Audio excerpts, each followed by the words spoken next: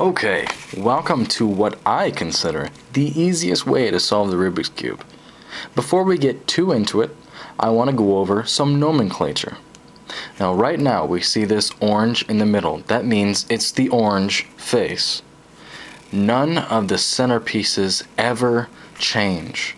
So you know if you see a white in the middle, it's the white face, the blue face, the yellow face, blah blah blah.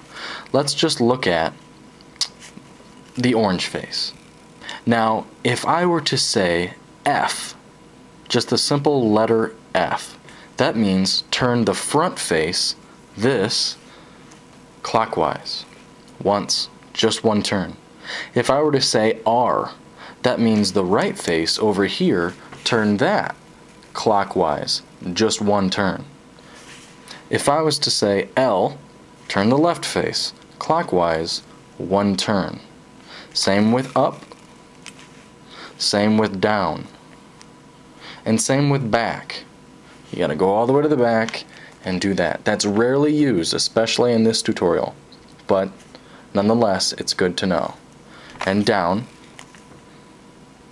Okay. If I say F prime, prime just means the opposite when it comes to this tutorial. It's going to be counterclockwise. So F prime is, instead of this way, it's going to be this way. Same with R, same with U, same with, oh wait, that was L, I apologize. R, R prime, U prime, or D prime, U prime, B prime. So prime just means counterclockwise, and without the prime, that means clockwise.